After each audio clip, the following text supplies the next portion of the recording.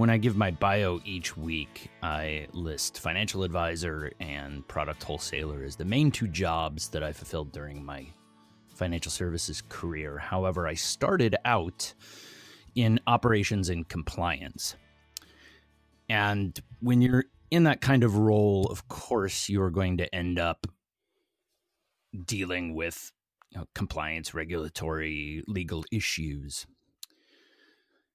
And I won't go into the details of this specific situation, but we were having a situation where an advisor had left the firm and violated the non-compete agreement.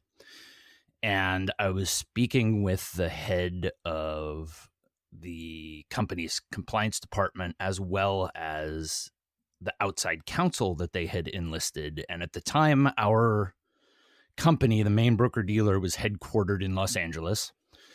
And the outside counsel that I had to work with was originally from New York. Very obviously, heavy New York accent.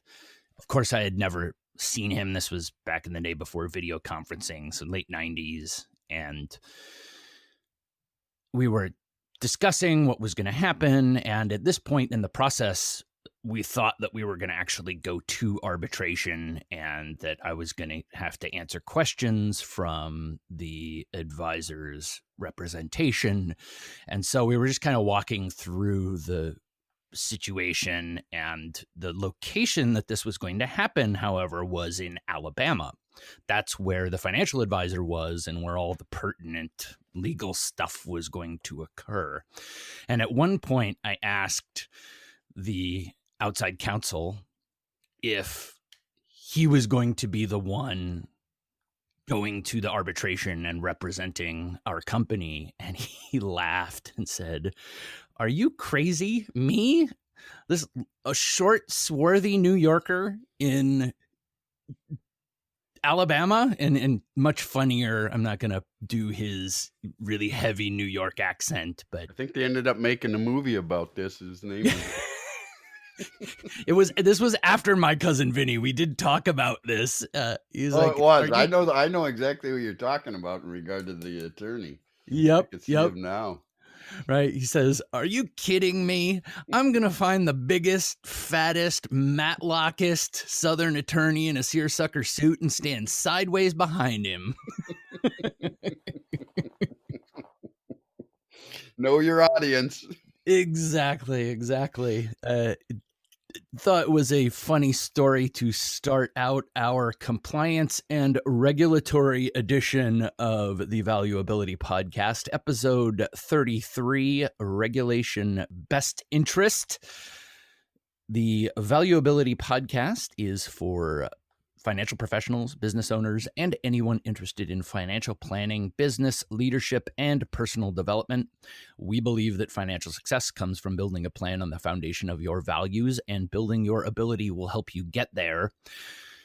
This week, we are going to be focusing in specifically on the financial services industry, talking about Regulation BI, and we are going to have a special guest on in a bit. My name is Danforth Fleek. I was a financial advisor and product wholesaler, as I mentioned, for over 20 years, and then also dabbled in compliance and operations early in my career. I am joined each week by my co-host, friend, and mentor, Philip Simonson. Philip has been in financial services for over 40 years, also as a financial advisor, field leader, sales trainer, and a senior manager covering areas such as advisor development and field operations. Philip, we have to start out with happy birthday to you. I thought it was going to be the excavator. Maybe my birthday gift, though, thank you, 63 years around the sun. So I think the best birthday gift is I got my cousin's mechanic on the phone, and I said, geez, it sat for a week, the excavator out there in the woods. We've now got 3 to 5 inches of snow, and got to get that thing out, or it's going to sit there as a trophy for the next 6 months, gravestone. So I Did make some progress. He is going to come out. It's got to be something with the electrical and the relay switch, or from the seat, automatic shut off that goes back and opens up these lines to the master pump so that it can start feeding the hydraulics to all the working parts of that machine so we can get it moving. And I think I'm get gonna it out before we get too much snow. And I'm gonna say, Kimmy Yo-Yo, kiss my ass, you're on your own, excavator. When I see it. Good riddance. Been fun memory maker, Dan, but that's been my life. What's been happening in yours? Oh, just working away at finding clients. And as you know, I don't think our listeners know that I work also on the software consulting side, IT consulting side. So been doing a bit of work on that. And just it's the same business no matter what. It's still sales. It's all sales and marketing. Right.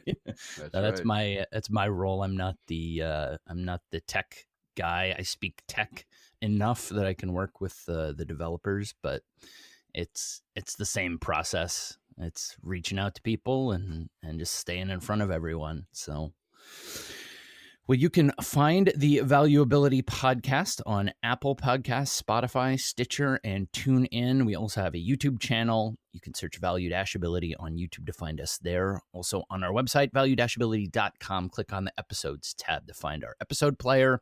Wherever you find us, please like, review, subscribe, and share. If you would like to touch base with us, info@value-ability.com is our email. Again, info@value-ability.com. Questions, topics, ideas, feedback. We'd love to hear from you.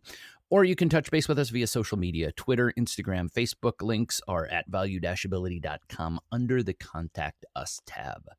So we will jump straight in to our special guest for this week and jump over to our discussion of regulation best interest.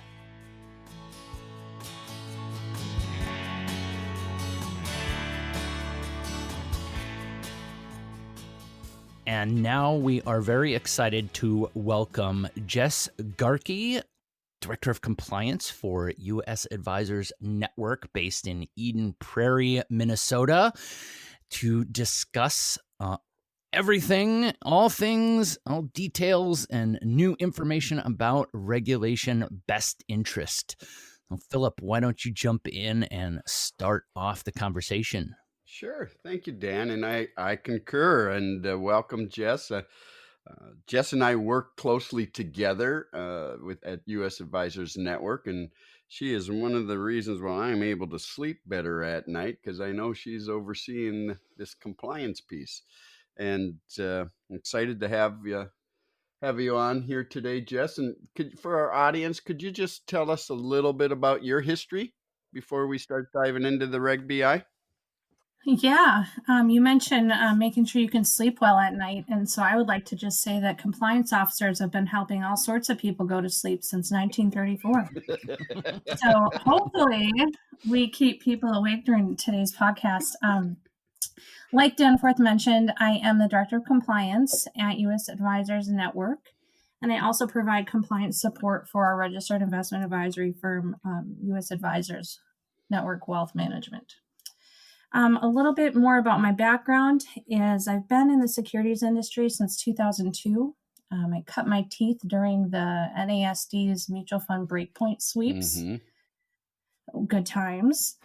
So I really got to know the impact of when things aren't being done correctly, and it's just royally a pain to clean up. So I think that set me on a course in our industry as both a compliance professional and a sales supervisor. That I want to make sure people know how to do things the right way, but also it's important to me that it's well communicated. Right. And I especially felt that way in the times that I've served as an advisor. So earlier in my career, I've also served as a financial institution advisor at a credit union. And I also handled abandoned accounts at my broker-dealer's home office. So I've kind of seen this industry from the complaint, arbitration, policymaking, direct client exposure, RIA, broker-dealer, clearing, you name it. So I look at regulations a little differently, I think, than other compliance people, because I know what it feels like to have to follow them. Right.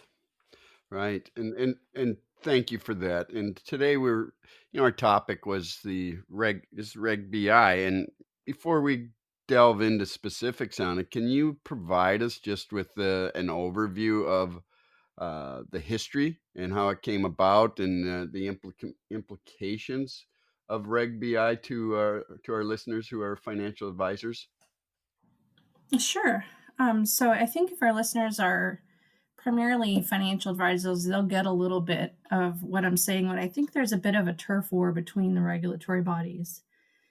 And so Department of Labor beat the Securities and Exchange Commission into introducing regulations that tried to create a uniform fiduciary standard, tried to apply those types of expectations into the relationships between advisors, brokers, and their clients.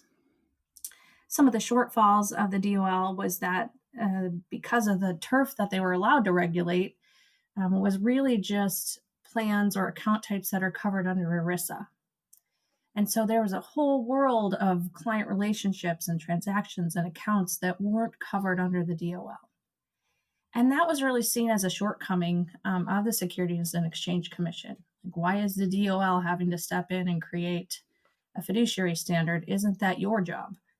Like, you are the one regulatory body that has the power to govern both the RIA world and the broker-dealer world, and you're holding the left hand to a higher standard than the right hand. And I think at the end of the day, the clients don't know the difference for the most part when they're sitting down with an advisor if they're governed by Securities and Exchange rules or FINRA. That's all kind of gobbledygook to our clients. But that's really where Reg BI comes in, and that's where the strength of the regulation is that it's attempting to create a uniform standard, no matter whether you're presenting a RIA solution to your client or a broker-dealer solution to your client. And many of us are registered and licensed to do both. And so navigating, trying to take that hat off, and which hat are you wearing when you're sitting down with somebody for the first time and conducting that client interview? Which rules do you have to follow? So what Reg BI does, at least through my lens, is create a uniform standard across the relationship types, and creates, I don't know how far you want to go in. I could probably talk 3 hours on it, but there's really this idea of what relationship are you and I about to get into? Right. And how can we make sure as an industry that those relationships are well understood, well disclosed, and that we're holding anybody that's sitting in front of a client and offering investment services to a high standard. Excellent. And as you think about it, Jess, and just a couple things for some of our listeners, because we use these acronyms, and we have some people, we got quite a few listeners overseas, etc. But the DOL, of course, as Jess was mentioning, and I mentioned earlier, Department of Labor, that's what that acronym stands for. And then ERISA was the Employee Retirement Income Securities Act of 1974 that dealt with primarily the law that establishes the minimum standards for pension plans in the private industry. So for those listeners, just want to define that a little bit. But, what are the one or two most significant policy changes for the advisor, in particular around communication, so that it does seem seamless from the different types of appointments, of course, that they'll have, from the initial interview with a prospect to, if they're doing the planning and then presenting the plan and then coming up with their recommendations. Any thoughts on that? If you were putting yourself back in an advisor's shoes in the impact? Yeah. I think the two biggest day-to-day kind of in your processes type of impacts to advisors are primarily coming from the disclosure obligation. So there's 4 obligations in the rule.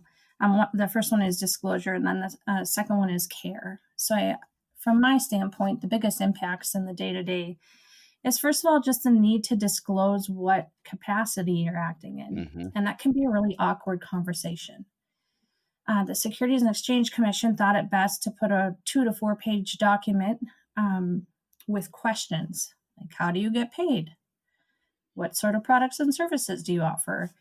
And it's a standard document, and that's the customer relationship summary. And so the one big impact to an advisor is they need to understand, it's called Form CRS, Customer Relationship Summary. They have to understand what's on that document and be prepared to talk through it. They're required to give it to clients at the time of a recommendation. And the weird thing about the rule is that the trigger comes when a recommendation has been given and used. And anybody who's been working in our industry for even a week knows that not all your recommendations are going to get used, and you don't necessarily know if they're going to get used. So the real trigger from a practical standpoint is when you're giving the recommendation. So that was a question that popped into my mind immediately is, the typical format, and this is Philip taught me to do it, is, at the end of that introductory interview, you kind of go through hey, these are the ways that we can work together and how all of this works. So that would just kind of naturally kind of align with that part of the conversation. Yeah, and that's where it should live, as long as your introductory interview isn't you rushing to solutions or recommendations. Right. Sure. Yep. Yeah, and I think that that's a shift for some advisors that they don't have that planning process in place. Mm-hmm. Right. Maybe, we all have been in the industry long enough that the way that we interview our clients has been shifting and should be shifting. Right. Yeah, and if that first meeting truly is just an information gathering discussion, then that is the right place to disclose and hand out the Form CRS, at the end of the interview. I'd love to work with you. Here's the services that I provide. If you'd like to talk through this document, let me know. Otherwise, it's just for your records. And when can we schedule our next appointment? Something like that would qualify as the correct disclosure and can also foster a more open dialogue between yourself and the client and make it easier to have that discussion about how much it costs to do business with you, Mm-hmm. and how that can be different depending on what sort of recommendations you give them at the second or third meeting. Yeah, as I look at this and listen, just right there, the people who will be the most challenged are those who are doing a one-call approach, where they meet with these people and then they're trying to, I don't say this negatively, flog a product. I when I first started out, which is about 40 years ago, that occurred quite often. What I've seen over my length of time in this industry is it's the process has gone more to a 2-call approach, or even a 3-call approach with the client. Or as you just said, Jess, you find out, help them identify what they're trying to work towards. What are those goals? Create those emotional, compelling goals. From there, then have a open, honest, frank, confidential conversation of where all their money is. And if they're not willing to do that, and disclose that, well, then just like a doctor, they can't prescribe anything without doing some type of health checkup. I'm going to be going into surgery this Friday. Well, I did a pre-op appointment yesterday where they did, took my vitals, etc., to make sure I'm okay for the surgery. Well, same thing here. You're just doing a financial health checkup. If they won't disclose that information, sorry, time out. This is probably not the right client for you to be even prospect for, to be working with. And then after you've had that conversation, well, then you're going to pretty much know, if you know their goals, what their you've got the suitability down by doing a net worth statement, and how much discretionary income and their risk tolerance, etc. And you're going to know what type of is this a planning client? Is it a planning or just an advisory client, or is it a combination planning advisory client? Or you know what, maybe it is just a single needs plan. But you can have that conversation. And I think being more it's an overused word, transparency, but it's important that for those listeners out there who have not made that transition, I see them being we'd have the hardest. This would be the bigger impact on their way of doing business, the Reg BI. Those thoughts, right? Yeah, and I'm glad you brought up, I'll just call them one and done brokers, because they are going to struggle with one of the obligations, which is the care obligation. Tell us more there. What's that? Yeah. And so for me, this is like the heart of the regulation. The disclosure is just what we're handing somebody, but the care is what we're actually doing. And so, as part of Reg BI, which stands for Regulation Best Interest, this is where the best interest really gets some teeth. So, the care obligation within Reg BI is stronger than the suitability standard for FINRA. In fact, FINRA has even updated its suitability rules to include the care obligation language. So, what it really does is the people that are going to be those product flingers, one and done, they're not going to have the documentation or the reasoning as to why this particular product is in this client's best interest. And it goes above and beyond that this one's the best. You also have to have documentation indicating why comparable products weren't in their best interest. So the SEC calls that reasonably available alternatives. So if you are, recommending, let's say, an equity indexed annuity as an alternative to, somebody's large non-qualified set of funds sitting at their credit union, you also have to indicate why a fixed annuity was not in their best interest, why a mutual fund portfolio was not in their best interest. And the people that are just flinging, they got their bookshelf on their back and they've got 2 mutual funds, a VA, a fixed annuity, an equity index annuity, and those are the only ones they use. They never go shopping. The people who do that are going to fail at meeting the care obligation of a regulation best interest. Now, my first question there that would leap to mind is that both within the product type and then within the landscape of each product? So as an example, if I'm recommending an equity indexed annuity, I also have to take a look at the other brands of equity indexed annuities in terms of how far that extends into the selection process. Correct. Okay. Yep. Yeah. So in real life, part of the work that I do within our group is I'm reviewing the individual product sales. And so we've introduced this best interest statement into that process. So, those come in all flavors, and you can tell which advisors are understanding what they need to explain and which ones still need some more coaching. But that's the place where the advisor can say, here's what the client's goals are. They're basically providing a very shortened summary of what they learned from the values-based goal setting, right? What they learned from the fact finding, what weaknesses and strengths the client has brought to the table, and what solution they're putting in place to help meet those goals and manage risk. And they get down to, okay, so we decided on, let's keep our example, equity index annuity. And now that we're in the equity index annuity, one of the things that factors into best interest is cost. So I would be expecting an advisor to let us know.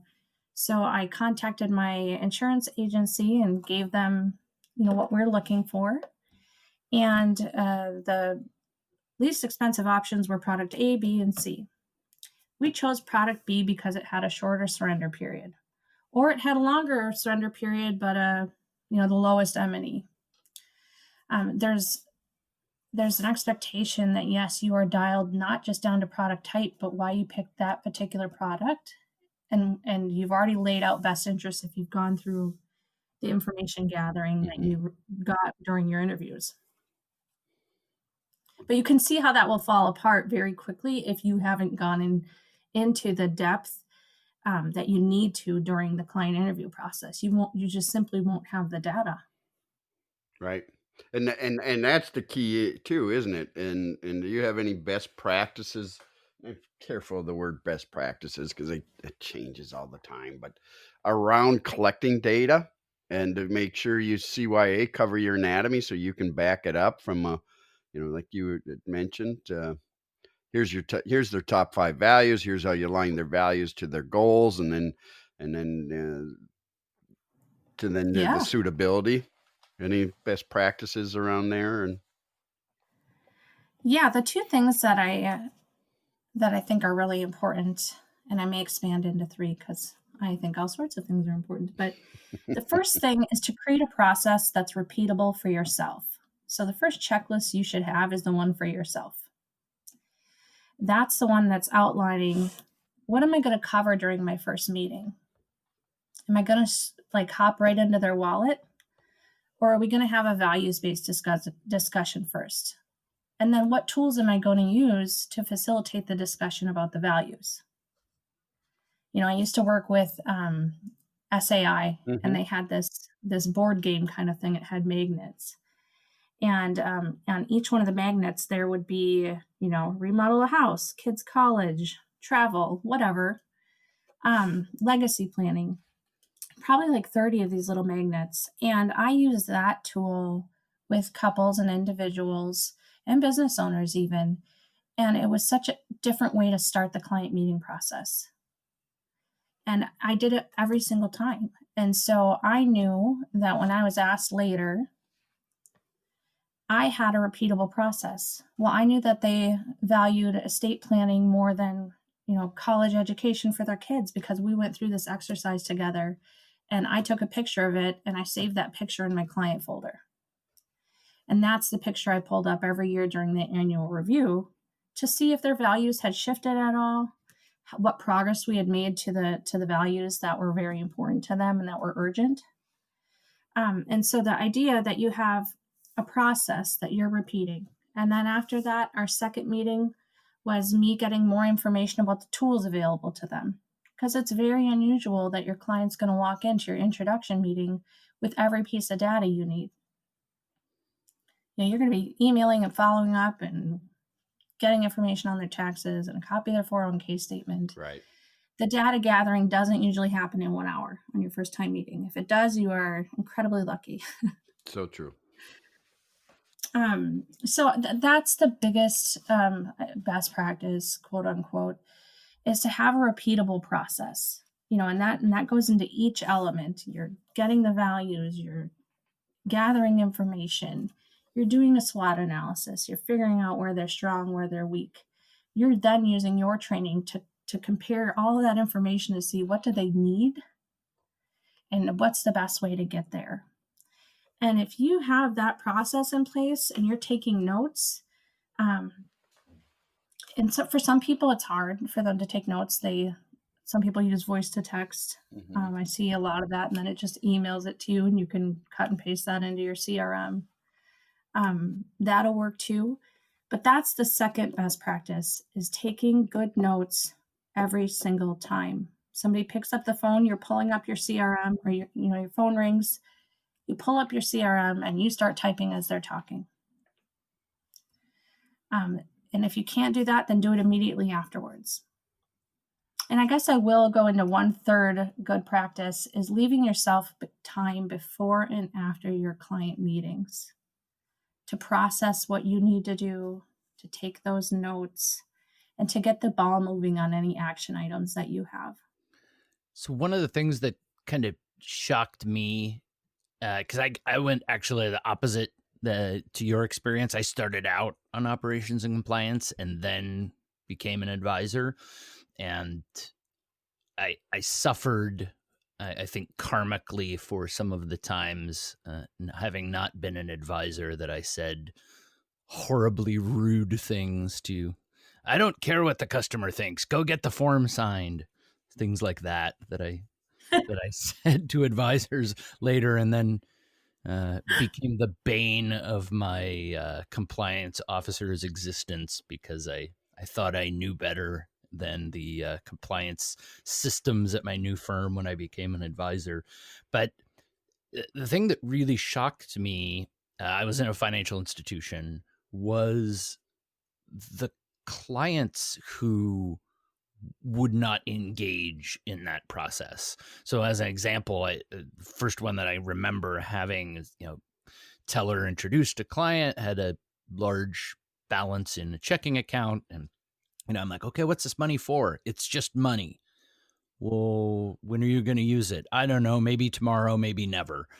Okay, well, is it for retirement? Maybe, but I might use it to buy a house next year. They just consistently almost refused to offer information. And I came to realize that it was primarily because in the banking relationship, they were so used to just very limited amounts of information that they found it extremely odd that I was asking all this goal-based information. Is there a place in the world for that client? Or how do we, is that just, I have to say, I'm sorry, I can't work with you if you can't give me more information to work from? That's a really great question. And I think there's two approaches to that. So I, like I mentioned, I was in a credit union and I very much had that same experience. Right.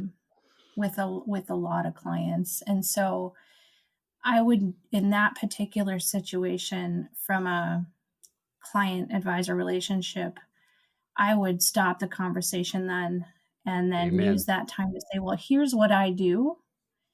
And if any of this sounds like what you want done or you may want done, or maybe we can sit together and explore some ways for you to segregate the money that you do have. Because I think a lot of financial institution clients, they do have that very nebulous idea of, this is my everything fund. It's just there when I need it. I don't need to give it a specific job because it has all the jobs. Right. And so that's an opportunity to say something like, well, if one of your hopes for this pool of funds is that it's going to grow, that goal is not going to be met where it's at. And I'd be happy to help you explore other ways to give at least a portion of this an opportunity to grow. But right now it's suffering from inflation risk. That's exactly right. That's silent embezzler. So you shift, in that situation, you shift. And if they're still at a place where they're, completely being vague and they don't indicate any of the goals, but they do say one thing, I'm going to gift some money at the holidays. You don't need a financial advisor to do that. And that's, in those situations, I would say, okay, well, it sounds like the things that I'm offering aren't what you are looking for at this point in time. So I don't think that I'm going to be able to offer you any solutions because I can't make sure it's in your best interest if you don't tell me what your interest is. Well said right there. And that's one approach. The other approach is that you can say, okay, so it sounds like liquidity is important to you. You may have a short or a long-term time horizon. We don't know. What do you think about taking this $100,000 and splitting it in half? Do you think $50,000 is enough for what you may want to pull off of it in the next 5 years? Okay. And so then you can start asking those types of questions, because that question of what do you want to do with this money is kind of vague for people that are in that nebulous, it's my everything money space.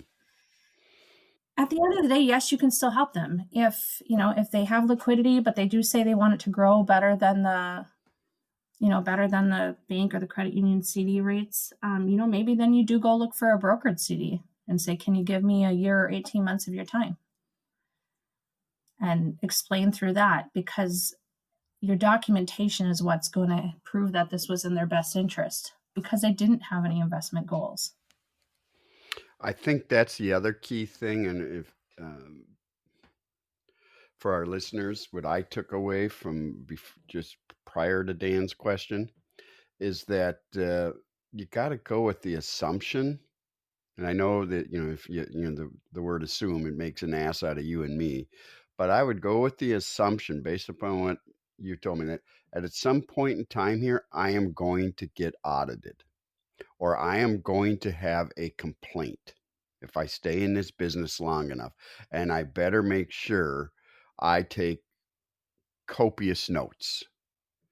that, and I save them, because you can't depend upon your memory. So you're going to have your notes to back you up.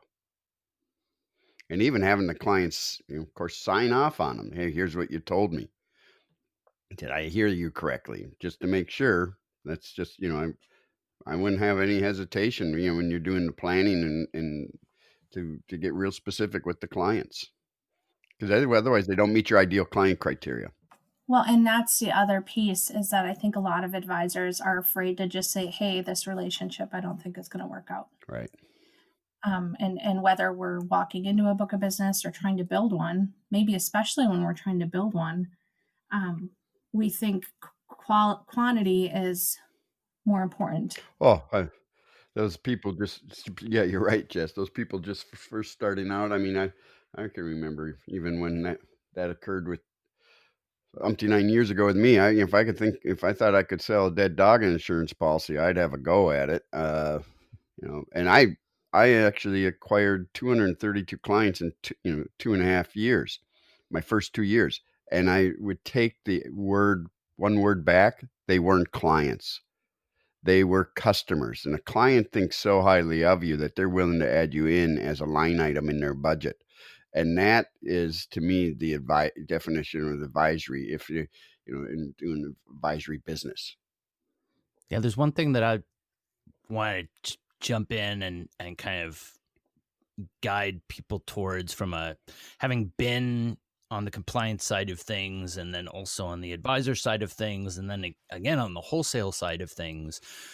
All of this, if you're feeling frustrated about it and it's new and it's more disclosure, all of those kind of typical responses that we have when things change in our industry, I will say your compliance team at your broker dealer or RIA is your team. They're on your side. And when that complaint does come in or that concern does come in, if you've never gone through that before, the information that you have and the notes that you have taken are the things that you are going to go into that process with. And your compliance team, every time I've ever witnessed that process, when they see that, hey, you've taken these notes, it's not that they're not ever going to be on your side, but it really kind of gives them a place to represent you from. Like, it's just great footing to turn around and say, okay, here's this issue that's coming in. Here are the notes we have.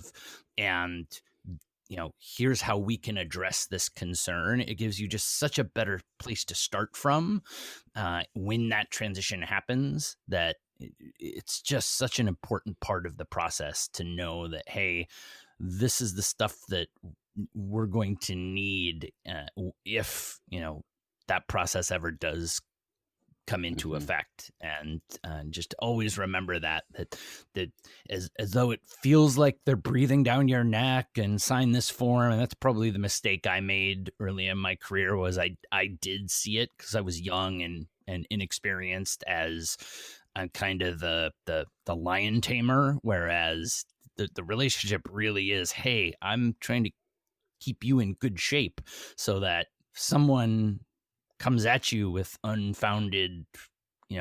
unfounded complaint, that we have the basis to protect you from that. Well, when how I did it, and you can remember this, Dan, you were a compliance officer back in the 90s when we worked together too. Not disclosed. When asked about the client's suitability, not disclosed. Well, you can't get away with that anymore. Right. Client would NA not disclose. Yeah. Not going to work. Not going to work. Jess, it's what would be, if we summarize kind of this reg, best interest BI, what are the one or two things, the advisors, planners should, stop doing, and why? And what would be the one or two things? So, two-part question. And what are the one or two things, that they need to start doing? and how will it impact their business and have them comply with the Reg BI? Yeah, when you had emailed your questions to me, that whole what would you stop doing immediately really, that was a little bit of a speed bump for me, because I thought, gosh, I don't think about the world that way. But two things did come up, and the first one is stop making excuses for not taking notes. And I think that's easy, and it's easy to do when you make yourself a slave to your phone and your email and to packing your schedule. And so I firmly believe that to be, well, first of all, mental health, but we can have a whole nother podcast on Right. that, like mental health and financial advisors. But stop being a slave to exterior prompts. Tell me more on that, please. Yeah. So, especially in a financial institution, I just had this conversation last week with an advisor who asked the question, what should I be doing? And I said, well, how much time are you leaving in between your client appointments? Well, they're back to back. Okay. Well, so you have clients waiting. That's not probably good in case your other meeting goes long. When are you returning phone calls? Well, I only do it for half hour a day. Mm-hmm. Which is a way to schedule your time, or I do it all the time. I get done 5 minutes with my meeting and I check my voicemail really quick. I'm bouncing from thing to thing to thing, and I'm in a very reactive space. Right. And if you are in a reactive space, you are not going to do well with compliance, like in general. Make time before your meeting, 15 minutes. That's right. Review your last client meeting notes. Make sure you've got their performance reports queued up and ready. Maybe have an agenda printed off for your meeting that discusses old business, new business, and a section for notes and a section on the bottom for your next client meeting. And then on the back end of the meeting, leave yourself another 15 minutes to write those notes in. I met with Philip, and he said lake life is great. He's babysitting his grandson. Mentioned that they're going to be going through a remodel. We discussed the best place to take that distribution from. We looked at X, Y, and Z and decided on his ETF portfolio. We'll be processing a distribution today. And then you have time to process a distribution. The errors that we see advisors make often have to do with them just being, I guess we'll say, a victim of not having control of their own schedule. And so I think the first thing that advisors need to do is stop being reactive and start being proactive. Give themselves the time to do a good job. Right. You raised two great points there. And that first one reminded me of a saying I learned from Sean Terry when I used to work over in England. Very, very, I would say, talented and skilled field leader at a very, very young age. And what he used to say was excuses get you off the hook, but they don't get you where you want to go. So, the old saying, why say blah, blah, when you can say blah? I think you summed that one up beautifully. And then the other one, as you said, it's about processes, and you got to manage, if you're going to run a successful business, we say this almost in every podcast, there's those three things. You got to manage net income, you got to manage your processes, and you got to manage and lead your clients and your staff properly. But I loved where you're going with being proactive, and we probably, Dan, should mark two things down.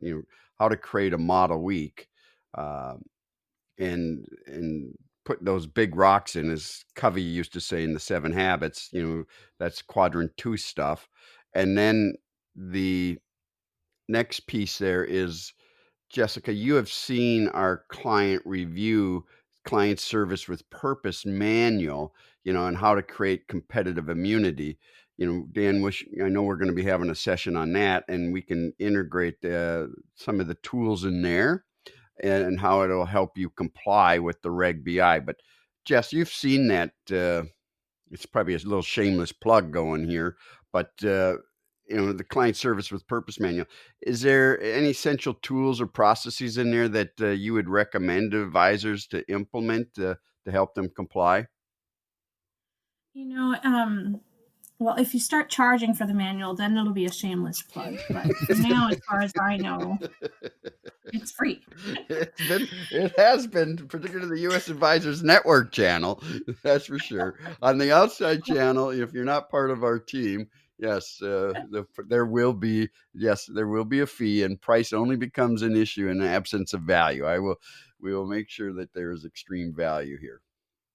Yeah. So earlier when I was saying have a checklist, you don't have to start from scratch. You don't have to be the repository of all the world's wisdom on the best way to do your job. You can leverage the experience of people like Philip who have created these types of manuals. And as I looked through the manual, I thought, oh, I wish I would have had this when I was an advisor, because in maybe my arrogance or my thought that I probably just arrogance, I thought that I needed to do everything myself. And if you have a manual like this, I mean, there's one called review meeting questions as part of the manual. These are the questions that you would have in preparation. So when you're making that phone call to confirm the appointment, are there any questions or concerns you want to make sure we address during our time together next Tuesday? Is there any changes in your life that I need to be aware of, whether that's personal, professional, financial? Are there any major expenses we should be planning for? Like, you don't have to think of these questions yourself. You don't have to think of how to conduct, a risk questionnaire. That was something that shocked me recently, is I had an advisor that didn't have a risk questionnaire created, and he didn't Wow. need to. There's hundreds to choose from. Yeah. So that's part of the other stop thing, is stop feeling like you need to have all the answers at every moment of the day. Feel free to say, I don't know, and then pick up the phone and call someone who is an expert in that particular thing. And that's why I tell our advisors, you don't have to know Reg BI. I need to know Reg BI. You need to know my phone number. Like Dan was saying earlier, use your team, and Yes. and your compliance department is your team. They're not there to stop you from doing business. They're to help you do it the right way.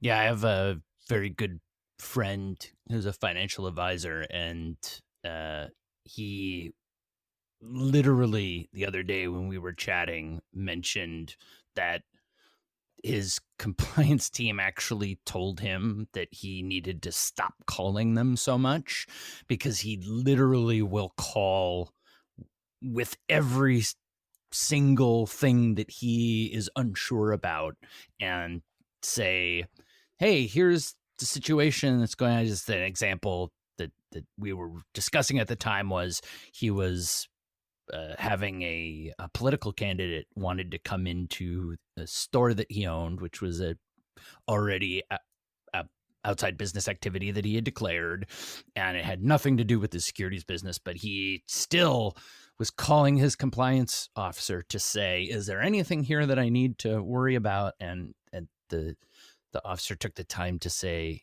hey, maybe you don't need to call us quite as much as you've been calling. But I don't think enough people think of their compliance teams as that resource, and they really should. I recommended it all the time when I was a wholesaler to say, hey, let's call your compliance officer and ask, here's what I'm looking at. How do you view this? This is how I'm viewing it.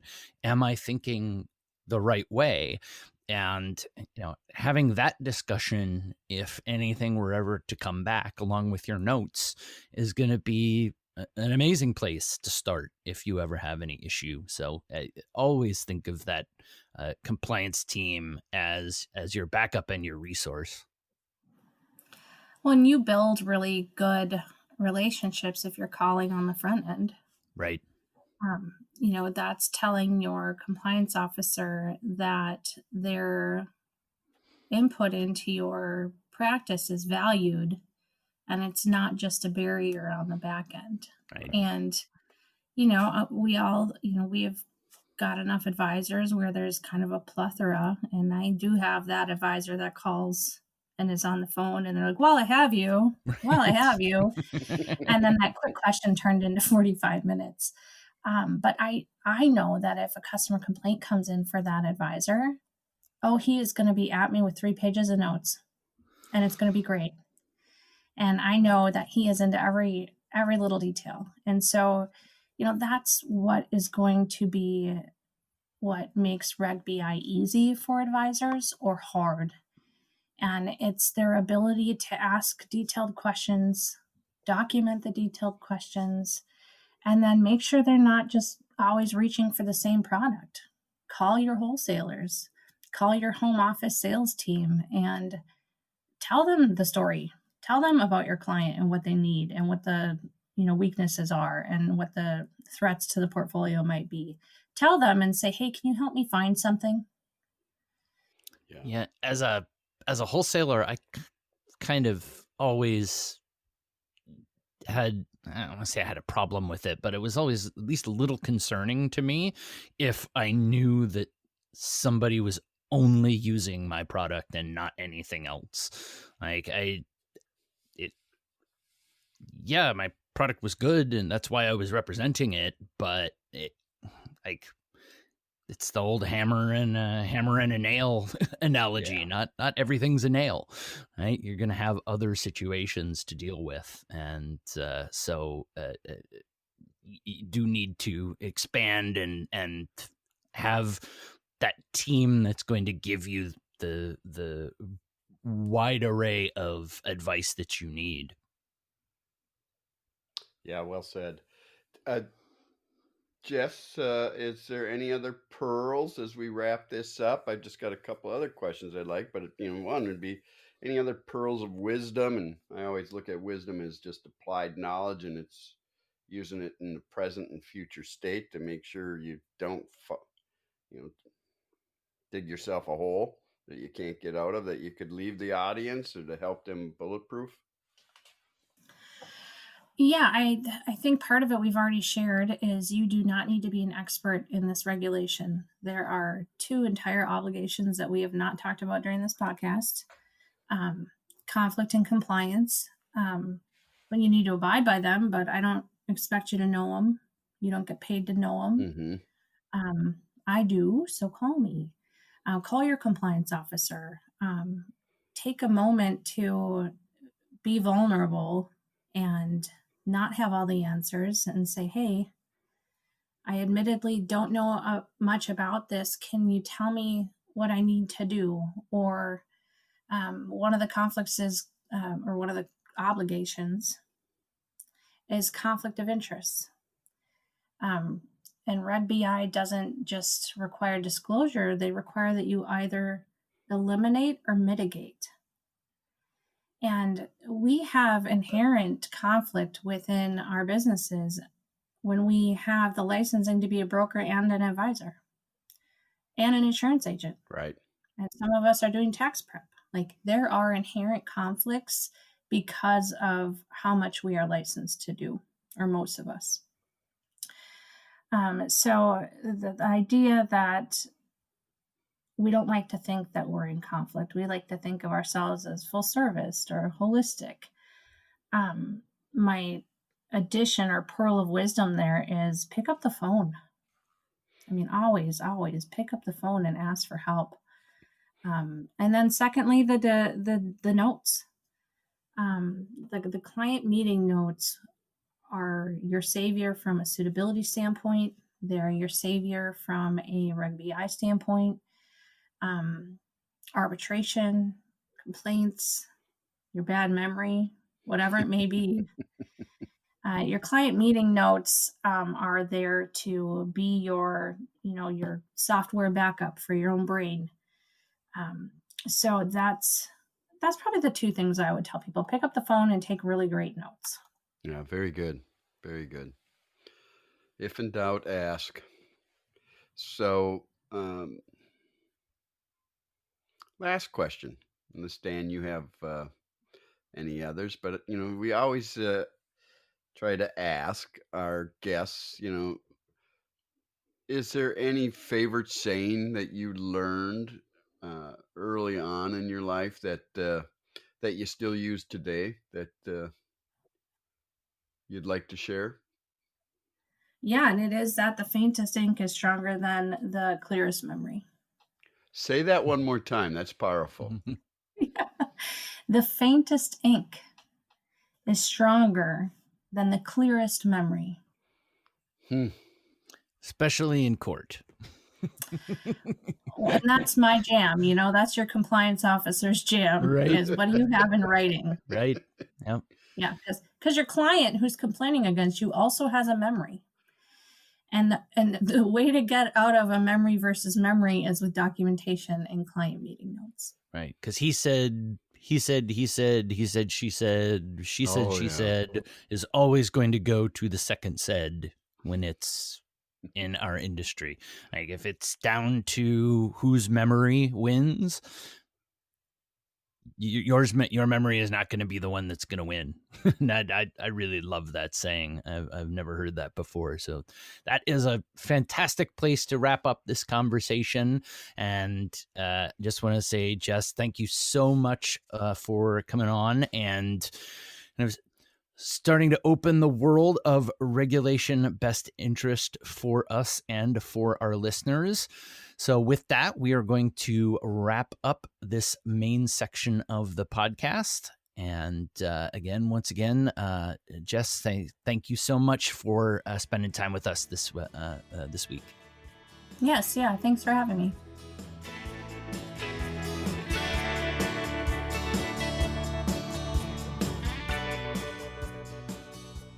And that will round out our main section for this week. I want to thank Jess for joining us. And we will move on to our article review for the week. The article this week is Want to Be More Productive? Try Doing Less. It is an article from the Harvard Business Review, and we will put a link up on our website. Just very quickly, I'll walk through the steps of the process that they suggest, and then we'll chat about it quickly. Step 1, draw a line down the middle of the piece of paper. Decide on an area of your life or work that you would like to have a better result and less stress in. For example, perhaps you want to expand your thought leadership. On the left-hand side, list the tasks or activities that you do in that area of work. On the right-hand side, make a list of your biggest wins in that area. Step 5 is draw a line connecting each of your biggest wins to the activity or task that was most responsible for that win. And then circle all the activities and tasks on the left side of your paper that have been responsible for your big wins and look at what's next, or look at what's left. I mean, obviously, just a very straightforward process of cause and effect, right? Like, what are the things that are driving your big wins? Now, the one gap that I see in this, however, is probably in your own subjective bias as to which activities are the ones actually driving those wins, right? So unless it's extremely obvious that this is the activity that is causing this win, you could be subject to some of your own internal biases of, oh, these are the things that have led to this. So the one thing that I would add is that you probably then want to share this with somebody, a mentor or, an accountability partner, and say, hey, is my thinking here correct? What are the, gaps that I'm missing here? Because that would, to me, be the one big gap, because we all kind of do this, instinctively, like just in our normal everyday. If you're in a successful business, you probably have been doing tasks that are getting results. The question is just being very specific and intentional about narrowing down those tasks, right? Yeah, the key word there is intentional. Yep. That's the operative word. Yeah, I would agree, Dan. There was a study done by salary.com a few years ago, and they found out the average person wastes nearly 2 hours of every working day. Do the math. There's Right? 5 working days, there's 10 hours. Times, if you just even work 48 hours, 40, that's, or 50, well, we've lost ourselves a good 50 days during the year, wasting time. Absolutely. Now, the other side of this too is that the line between useful activity and wasting time has really started to blur. Here's the area that I struggle with it is take Twitter as an example. I can easily waste an hour in the morning reviewing my Twitter feed.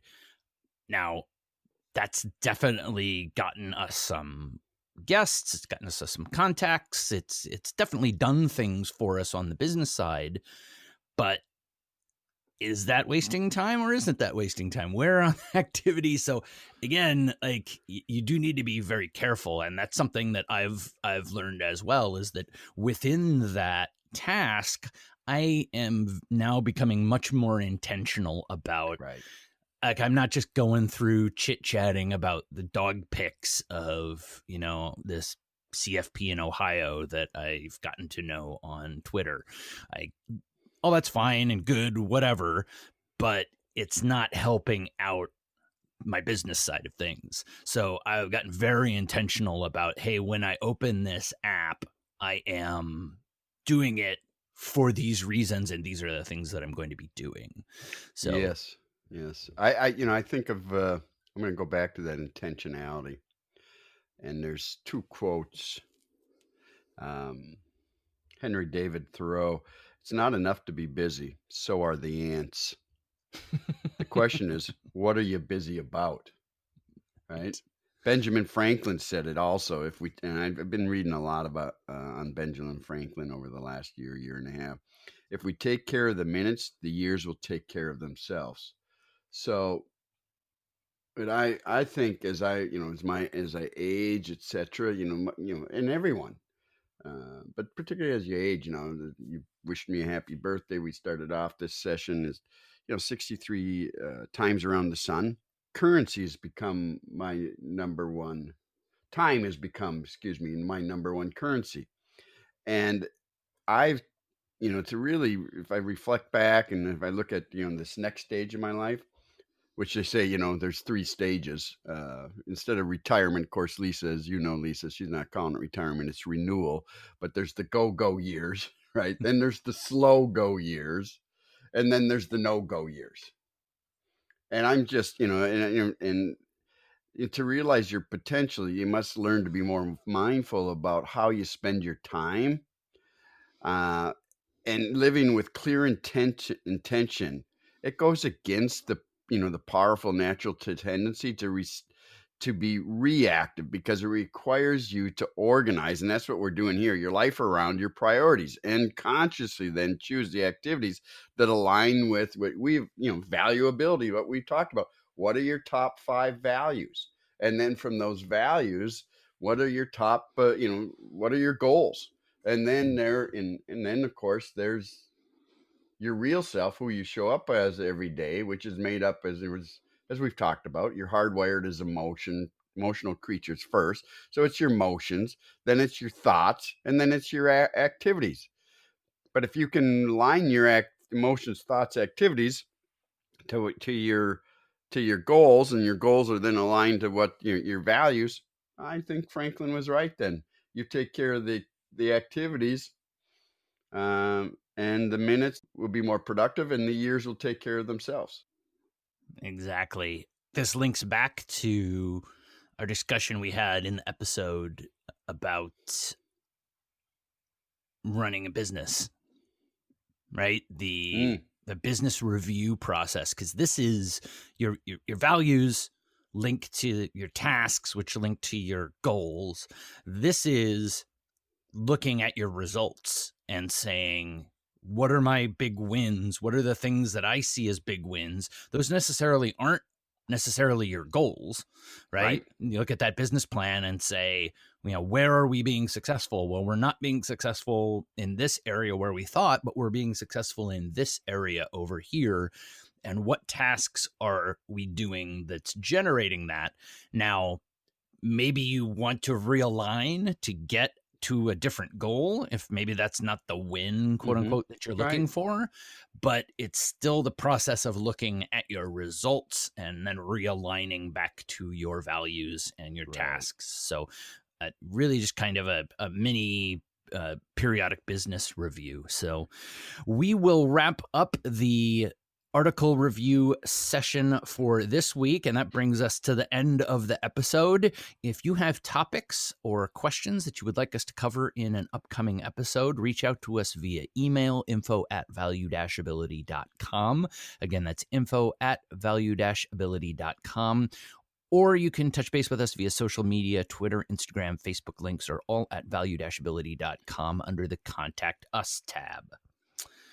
Wherever you find us, please like, review, subscribe, and share. Next episode, episode 34, Teaching Kids to Buy Stocks. We have JJ Wenrick coming on to discuss his book. Very excited for that. How did you become interested in investing, or how did you come to choose financial planning as your career? Reach out to us and let us know how you got into the financial services industry. I'm very interested to hear that.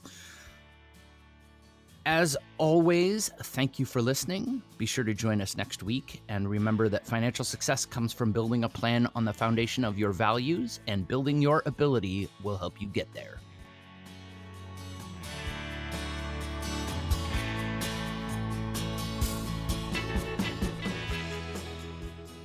This is a podcast collaboration, not a peer-reviewed journal or a sponsored publication. We make no representations as to accuracy, completeness, correctness, suitability, or validity of any information in this podcast, and will not be liable for any errors, omissions, or delays in this information, or any losses, injuries, or damages arising from its display or use. All information is provided on an as-is basis. It is the listener's responsibility to verify their own facts. You should be aware of the real risk of loss in following any strategy or investment discussed on this podcast. Strategies or investments discussed may fluctuate in price or value. Investors may get back less than invested. Investments or strategies mentioned on this podcast may not be suitable for you. This material does not take into account your particular investment objectives, financial situation, or needs, and is not intended as recommendations appropriate for you.